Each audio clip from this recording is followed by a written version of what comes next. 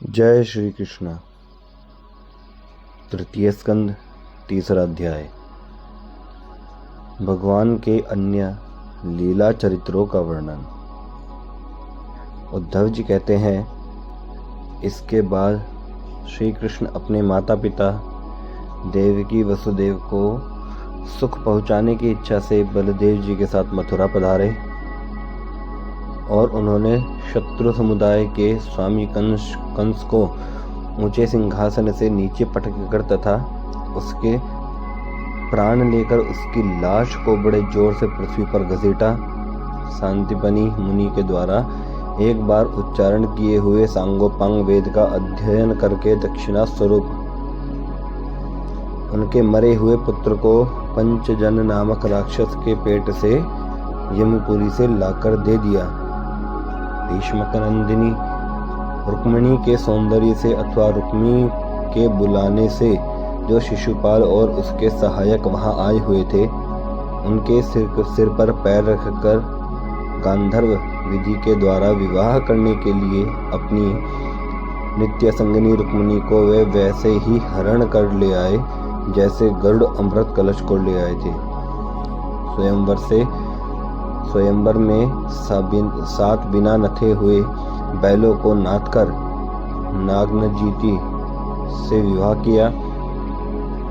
इस प्रकार मानभंग हो जाने पर मूर्ख राजाओं ने शस्त्र उठाकर राजकुमारी को छीनना चाहा। तब भगवान श्री कृष्ण ने स्वयं बिना घायल हुए अपने शस्त्रों से उन्हें मार डाला।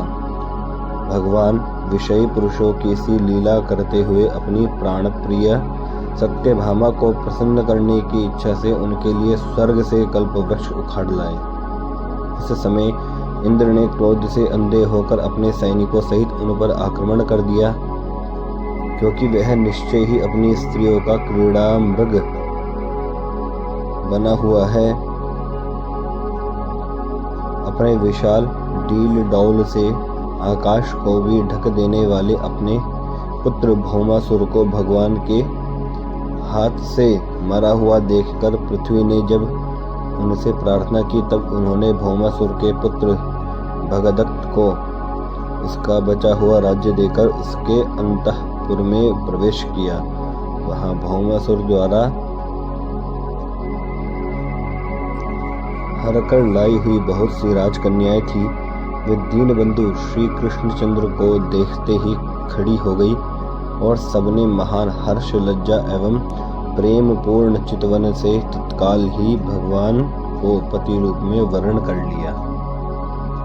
तब भगवान ने अपनी निज शक्ति योग माया से उन ललनाओं के अनुरूप उतने ही रूप धारण कर उन सबका अलग अलग महलों में एक ही मुहूर्त में विधिवत पानी ग्रहण किया।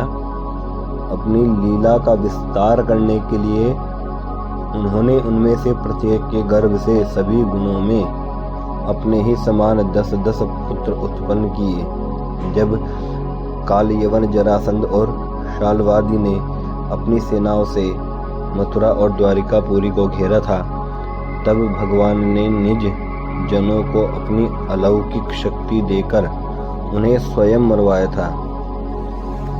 शंबर, द्विविध, बाणासुर, मुर, बलवल तथा दंतवक्त्र आदि अन्य योद्धाओं में से भी किसी को उन्होंने स्वयं मारा था और किसी को दूसरों से मरवाया था। इसके बाद उन्होंने आपके भाई धृतराष्ट्र और पांडवों के पुत्रों का पक्ष लेकर आए हुए राजाओं का भी संहार किया, जिनके सेना सहित कुरुक्षेत्र में पहुंचने पर पृथ्वी डगमगाने लगी थी। कर्ण, दुशासन और शकुनी की खोटी सलाह से जिसकी आयु और श्री दोनों नष्ट हो चुकी थी तथा भीमसेन की गदा से जिसकी जांग टूट चुकी थी, उस दुर्योधन को अपने साथियों के सहित पृथ्वी पर पड़ा देखकर भी उन्हें प्रसन्नता न हुई। सोचने लगे, यदि द्रोण, भीष्म, अर्जुन और भीमसेन के द्वारा इस 18 अक्षौहिणी सेना का विपुल संहार हो भी गया तो इससे पृथ्वी का कितना भार हल्का हुआ। अभी तो मेरे अंशरूप प्रद्युम्न आदि के बल से बड़े हुए यादवों का दुस्सह दल बना ही हुआ है। जब ये मधुपान से मतवाले हो लाल लाल आंखें करके आपस में लड़ने लगेंगे, तब उससे ही इनका नाश होगा। इसके सिवा और कोई उपाय नहीं है। असल में मेरे संकल्प करने पर ये स्वयं ही अंतर्ध्यान हो जाएंगे। यूं सोचकर भगवान ने युधिष्ठिर को अपनी पैतृक राजगद्दी पर बैठाया और अपने सभी सगे संबंधियों को सत्पुरुषों का मार्ग दिखाकर आनंदित किया। उत्तरा के उदर में जो अभिमन्यु ने पूर्ववंश का बीज स्थापित किया था, वह भी अश्वत्थामा के ब्रह्मास्त्र से नष्ट सा हो चुका था, किंतु भगवान ने उसे बचा लिया।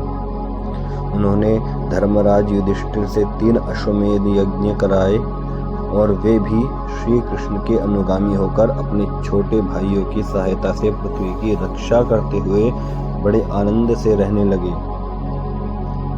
विश्वात्मा श्री भगवान ने भी द्वारिकापुरी में रहकर लोक और वेद की मर्यादा का पालन करते हुए सब प्रकार के भोगे, किंतु सांख्य योग की स्थापना करने के लिए उनमें भी कभी भी आसक्त नहीं हुए। मधुर मुस्कान, स्नेहमयी चितवन, सुधामयी वाणी, निर्मल चरित्र तथा समस्त शोभा और सुंदरता के निवास अपने श्री विग्रह से लोक परलोक और विशेषतया यादवों को आनंदित किया तथा रात्रि में अपनी प्रियाओं के साथ क्षणिक अनुराग युक्त होकर समयोचित विहार किया और इस प्रकार उन्हें भी सुख दिया।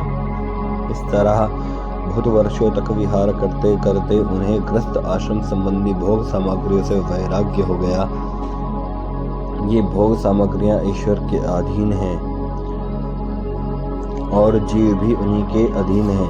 जब योगेश्वर भगवान श्री कृष्ण को ही उनसे वैराग्य हो गया, तब भक्ति योग के द्वारा उनका अनुगमन करने वाला भक्त तो उन पर विश्वास कैसे करेगा। एक बार द्वारिकापुरी में खेलते हुए यदुवंशी और भोजवंशी बालकों ने खेल खेल में कुछ मुनीश्वरों को चिढ़ा दिया। तब युद्धकुल का नाश ही भगवान को अभिष्ट है, यह समझकर उन ऋषियों ने बालकों को श्राप दे दिया। इसके कुछ ही महीने बाद भाविवश वृष्णि, भोज और अंधकवंशी यादव बड़े हर्ष से रथों पर चढ़कर प्रभास क्षेत्र को गए। वहां स्नान करके उन्होंने उस तीर्थ के जल से पितर, देवता और ऋषियों का तर्पण किया तथा ब्राह्मणों को श्रेष्ठ गोए दी। उन्होंने सोना, चांदी, शैया, वस्त्र, मृगचर्म, कंबल, पालकी, रथ, हाथी, कन्याएं और ऐसी भूमि जिससे जीविका चल सके तथा नाना प्रकार के सरस अन्न भी भगवद अर्पण करके ब्राह्मणों को दिए। इसके पश्चात गौ और ब्राह्मणों के लिए ही प्राण धारण करने वाले उन वीरों ने पृथ्वी पर सिर टेक कर उन्हें प्रणाम किया। तृतीय स्कंद, 3रा अध्याय समाप्त। जय जय श्री राधे श्याम।